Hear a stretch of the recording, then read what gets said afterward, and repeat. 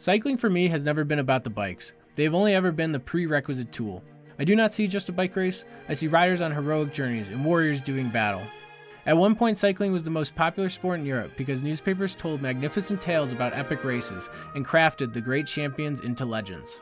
But with the advent of television, cycling lost some of its mystique, and that golden age of journalism and narration has perished. So now let us try to return some romance to the beautiful sport. Let us praise and give glory to phenomenal performances to be remembered for decades to come.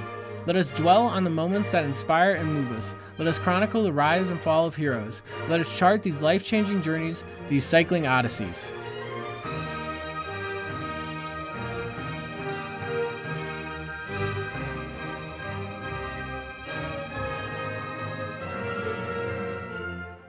All right, welcome back to another episode of the Cycling Odysseys. I'm the host, Patrick Santino. Thank you for joining me. I don't know. I was listening to the intro again. This is still surreal that I'm actually doing a cycling podcast, especially with that goofy intro. Because I actually still like it. I'm not sick of it yet. So if you're unfamiliar with this show, how this kind of works is, well, first of all, I have 4 intro episodes out. I would recommend listening to those if you have the time. It really gives you the scope of what I'm trying to do beyond the 45-second intro that I have there. Anyways, what I'll usually do is I'll do a quick intro, which you're listening to right now. Then I'll transition into the centerpiece of the episode, centerpiece in quotes. It's a recorded thing of something that I wrote. In this case, this is the first rewind episode where we'll wind back the clock and take a look at the 2020 Tour de France. Because I have blog posts of all of those, so I basically thought, why not more episodes? Is it too early to relive that tour? Maybe, but we're gonna do it because it was pretty awesome. Let's be honest. It's not like this was the 2017 Tour de France, which was super boring the whole way through. I mean, this one was a cracker. So anyways, also at the end of this, so we'll jump in pretty soon here, right to the scripted part of this, and then afterwards I'll give commentary on it too. Hopefully the report piece, whatever it is, speaks for itself, but I'll give my thoughts at the end as well, just to wrap things up. And for potentially in the future, I expand the show to more topics or do other things with it, but for now, this is what you can expect. Stage 1 though, like this tour, it was awesome. This is worth reliving. It was ridiculously chaotic stage, most ridiculous I've ever seen. So yeah, let's rewind, relive.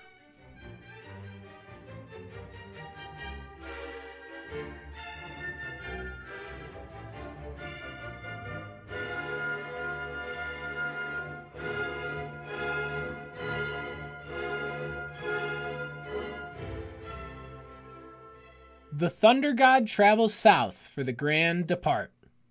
Tour de France 2020, Stage 1, from Nice to Nice, 156 kilometers. An elder statesman winds back the clock in Nice. Vive la Tour! Has there ever been or shall there ever be a year where that cry shall be more invoked? Such a highly anticipated Grand Depart this was in Nice. In March and April, all seemed lost. Surely the tour would be canceled. The world was indefinitely locked down. There were no gatherings. Many could not work. There were no sports to distract or entertain us. In the late spring and early summer, the lockdowns came to an end, city by city, state by state, nation by nation. Yet the well of entertainment provided by Netflix, cable, and YouTube were starting to run dry by then, and the return of sports was still far off. Finally, at the beginning of August, sports returned, and it seemed brighter days were ahead. But the summer has not been a smooth, gradual recovery for many countries and regions of the world. And in recent weeks, COVID cases in France have been rising. Luc Rowe of Ineos Grenadiers, on his podcast released on the eve of the tour, said at its peak in the spring, France was having 8,000 cases per day. But now they were back at 6,000 cases per day. Geraint Thomas of Ineos Grenadiers, his co-host, pointed out that though at this point the hospitals were not getting overrun, and they were not able to do nearly as much testing in those frightful early days. Solid reasoning by Thomas. Surely things are better now. And yet, all are uneasy. Yes, all are uneasy. Will the Tour be hampered? Will teams be booted in twisted homages to the Festina or Puerto scandals? Will the Tour limp into Paris? Could it possibly not even make it? Yes, when we say Vive le Tour, let us truly mean it, truly wish it, and may those on the ground in France do everything in their power to make it true this very year. And yet, here we are now. The riders' preparation from the past few months is completed. The COVID tests have been passed. Everyone has signed in. Temperatures have been taken. The ribbon cutting has taken place. The riders' masks have been discarded. The neutral section has been ridden. Masked Christian Prudhomme, race director, has stuck his head out of the sunroof of the red commissaire's car. He has waved the white flag, and the 107th Tour de France has begun. As this epic begins, let us now do what is done at the beginning of every epic. Let us invoke the muses. At this time, I call upon St. Francis de Sales, for he is the patron saint of writers and journalists. His earthly mission mostly took place in Geneva, not far from Nice, a few mountain ranges and a border crossing away. St. Francis de Sales, I ask you to pray that my words hold the reader's attention. Pray that my words do such a glorious and prestigious justice to the race. May they fittingly describe the ecstasy of victory, the agony of defeat, the nerves of the chaotic days, the monotony of the transitions, the moments that warm our hearts and the ones that break them. Pray that when the day is done and the notes are taken, I always have or find the inspiration to craft a compelling narrative, not for my own glory, but as a worthy tribute to the past and present heroes of cycling, and thus further promoting the most romantic sport in all the world. I look to the great ones on such topics of epic and journalism, for cycling is their intersection. Homer, Virgil, Dante, Tolkien, Buzzati, MacDougall, Mora, Abd. Surely they are untouchable, yet I shall emulate them nonetheless in my own little way. With that said, let us begin the first chapter of this year's epic. For us fans, it feels like Christmas morning, but for the riders, it feels like D-Day. D-Day turned out to be more accurate, it seems. Today was beyond the classic nervous opening day of the Tour as the peloton weaved its way around the mountainous valleys of Nice. The narrow roads, the unexpected pinch points, the traffic furniture were surely all there as usual. But there was another uninvited guest to the party. Heavy rain. If ever there was a day it should have stayed away, it was this day. Dear readers, certainly rain is not uncommon. Even the dreaded wet descending is undeniably part of the sport. But it is in the rider's rights to groan whenever it falls in the Grand Tours, and especially on the first day of the Tour de France. The first week of the Tour. I shall say the cliché maxim once now. Get it out of the way, not to be used for the rest of the Tour. Here was a day you could not win the Tour, but you could certainly lose it. There is not a day more nervous than the first day of the Tour, especially when it is a flat sprint. The sprinters wake up with butterflies in their stomachs. We come to it. Only a few times in a career is it possible for a sprinter like me. Could this be the day I wear the yellow jersey? Those sprinters' directors sportifs are just as wound up all day. The blood pressure is higher than usual. We need our riders to stay safe. But this is the biggest opportunity of the year to reward our sponsors for their investments. We need results. They sit in their cars behind, trying as best they can to maximize control over things that cannot be controlled. They bark orders into the radios of their riders. Guys, move up. Be in the first 20 places into this turn. Careful, the road narrows across the bridge. This leads to a stressful day for the teammates of the sprinters, but also the teammates protecting a GC rider. Thus, more than half the teams fight for the front, the safest position to be, causing crashes that were already inevitable. And all this makes the rest of the field that were not yet nervous stressed out as well. Now, throw into the mix a deluge, seeming to be dispatched by Thor himself, and the stress and nerves of the first day of the Tour reaches maximal levels. Yes, perhaps, dear readers, Thor, the god of thunder, really did command the clouds this day. Perhaps he had vested interests. Such mighty rains are common in the northern races, Belgium, the Netherlands, Brittany and Romandy, anywhere in Britain. Even in March here in Nice, the week-long stage race Paris-Nice, the race to the sun, has not always lived up to its name. Yet this Stage 1, this Grand Depart, was originally slated to take place in late June, when the beautiful Côte d'Azur sunshine could be counted on to bask the riders' already tanned limbs. Oh, how they would have glistened! And until this very day, Nice has been basking in the sun for months without a drop of rainfall. Yes, dear readers, I am now convinced. The god of thunder surely traveled down to watch such a day of racing. Perhaps he came mainly for a beach holiday, because the beaches would not be so crowded this year with the pandemic restricting travel. But when he looked at the riders lined up this morning, perhaps something came over him. Perhaps a mischievous relative has been rubbing off on him lately. Did Thor think to himself, "I have come far out of the north to see the fabled Tour de France. I was told the mountain stages are the most exciting. But here they are in mountainous Nice, and they are only going over a couple small lumps this day. How entertaining would it be if I intervened to see these cyclists' stress levels cranked up to 11. In all my years of watching cycling, this was up there for most stressful days I have ever seen. Some of the northern classics, Omloop, Ghent-Wevelgem, Flanders, Roubaix, have had worse weather to be sure, but there it is expected. If you have a bad day, you pack it in and you try again tomorrow. Here, everyone is counting on you to make it through today and the next day and the days after that. Your job only starts today. What a deficit your team would be at if you had to pull the plug on the first of 21 stages. Not to mention how gutted you would feel to drop out of one of the biggest races on the calendar before it even got going. So stressful and dangerous were the conditions this day that the riders were slipping on the roads while going uphill. The descents in the city boulevards were even more hair-raising. We saw Pavel Sivakov of Ineos Grenadiers bleeding on both elbows. Julian Alaphilippe of Deceuninck Quickstep had a scare. Miguel Angel Superman Lopez of Astana skidded across the length of the road into a traffic sign for increasing the pace on the descent ever so slightly. George Bennett of Jumbo-Visma and the rest of his team, upon catching the breakaway with 58 kilometers to go, actually successfully instituted a neutralization of any racing until the major climbing and descending was completed. There has not been any Le Patron of the peloton for well over a decade. Such a full-stop neutralization like this had probably not been seen at the Tour since the days of Bernard Hinault, the Badger, that larger-than-life character. They crawled down the descents like snails, and though successful, ironically, George Bennett still slipped and crashed. Such havoc we could accept from Loki, but from you, Thor? Why? Was this all for your amusement, or are there ulterior motives? The peloton came down off the last descent, back onto the wide, straight roads into Nice. A sigh of relief came over all. Their hearts were lightened. Egan Bernal of Ineos Grenadiers consulted his lieutenants at his ease. Greg Van Avermaet of CCC was laughing at a fellow's joke. Rigoberto Urán of EF discarded his rain cape. They all cruised down the straight highway into Nice. Parallel to them ran a monorail train. For a few minutes, those passengers had the best possible view of the Tour de France. A few more kilometers of truce passed until Benoît Cosnefroy of AG2R attacked to snap the race back into life. The peloton became strung out. The usual suspects emerged to control the front. With 20 kilometers to go, Quickstep, NTT, and Bora all gave chase to Cosnefroy. For stage favorites were in their ranks, of course. In the final kilometers, Jumbo and Quickstep were on the front.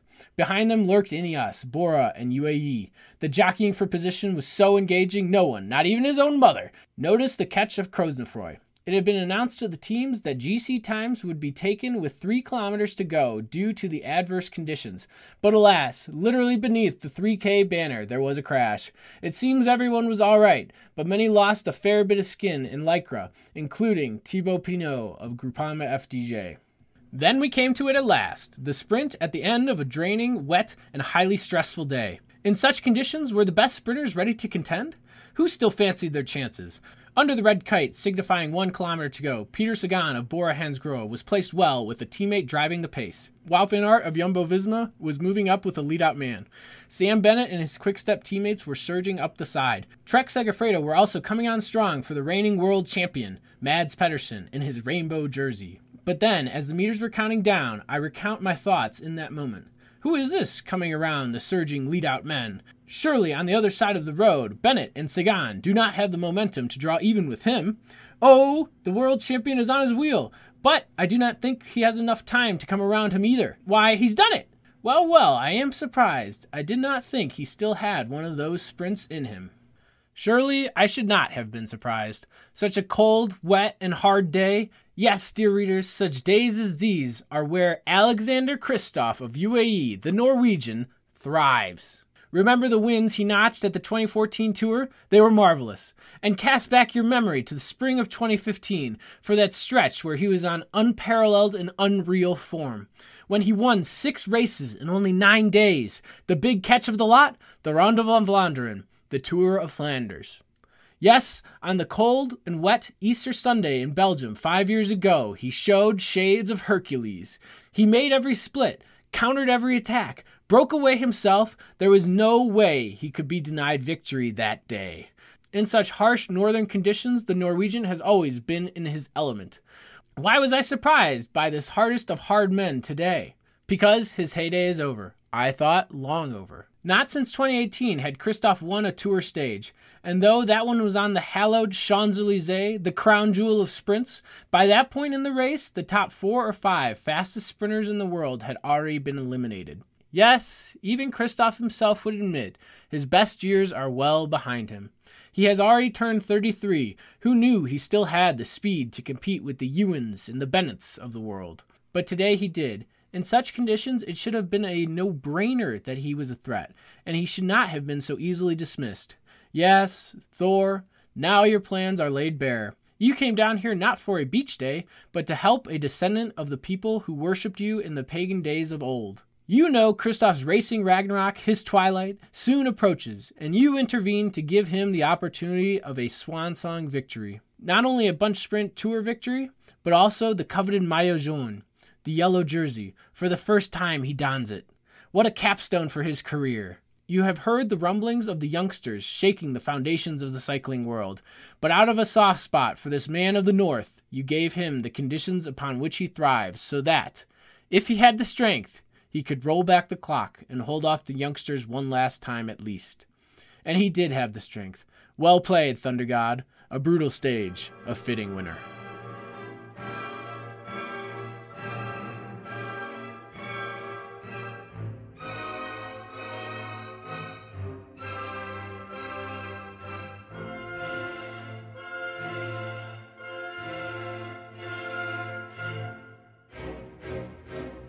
All right, cool. So that was stage 1. Remember it? I don't know. That's a pretty full recap on my part, I have to say. AKA, it's too long. Again, please cut me some slack because I really didn't know what I was doing at the beginning of this because I started the blog on a whim, like right on the eve of the tour, and then I did the first 2 stages because they were action packed and awesome, and I was like, oh man, what am I in for 21 days? Oh my gosh. But anyways, this day, this wasn't actually a super exciting stage. It was just a weird stage. It was totally the classic opening nervous tour stage, but times that by 10, another magnitude bigger, because this was just so ridiculous with all the rain because the roads were so slippery. It was it was unbelievable. You weren't watching it for racing. You were watching it to make sure that everybody got through unhurt, basically. And as well too, it was a good sprint at the end. I really didn't actually think Christophe still had that in him. I was surprised. I was happy for him because, I don't know how much we got left of Alexander Kristoff. Let's all be real. Come on, let's all be realistic about this. He's getting older. He can't do it as much unless he really does actually need harsh conditions if he's going to even have a chance to win anymore. But it is still impressive how on he is for the hard weather. Really lives up to the man of the North, the Norwegian build right there. A couple other funny things about this.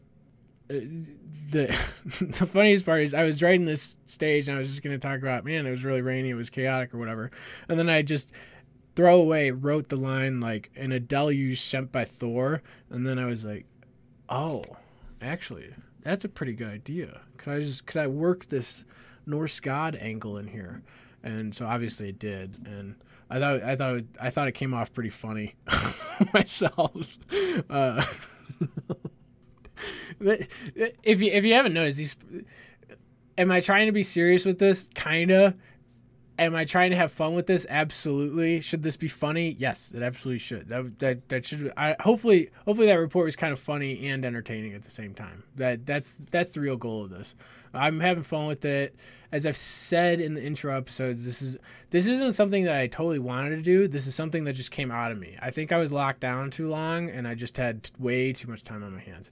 And so, I don't know. This is what I produced. This is what's going on. So now it's like, oh, if I'm doing it, I might as well do it well. Might as well do it as big as I can. So here we are. I think I'll put out stage 2 very soon after this one. And then also we'll have the team previews interweaving in between these as well, coming for the coming season. I saw Vuelta San Juan was canceled today. I think that's the news that I saw. So who really knows when the season's gonna start? It's a good thing I didn't even bother to look it up to begin with. So I'm setting my calendar. Actually, I'm not setting my calendar because I'm not gonna look up when it is. Anyways, I'm expecting the season to start with Valenciana, and then after that, Ruta del Sol and Algarve will take place at the same time. And then after that, we roll right into the first big one, the first official start, opening weekend in Belgium with Omloop Het Nieuwsblad. That's what I'm looking forward to for the season. I will probably start to do some sort of previews for that too, but we got to get through all the teams first. And we're just going to rewind on the Tour de France, mostly because I just want more episodes. But yeah, hopefully you enjoyed this. If you have any thoughts or questions or requests, anything like that, you can email me at cyclingpodcast@gmail.com. My Twitter, you can find me there, Cycling Podcasts. I'm Patrick Santino. I think you can look that up as well. The whole blog itself is cyclingodysseys.com. And yeah, please subscribe, please follow, leave a 5-star review. I'll read it out. Love 5-star reviews. And write a review that's funny. Not so that I read it out. Like, I don't want you to do this just for my sake. I want you to do it as entertainment for the rest of the audience. Like, make it really funny and cool and good, and then I'll read it out on the show. All right, with that, this is a longish episode for me. This is about as long as I want it, so I will talk to you guys all later. See you soon. Vive le cyclisme.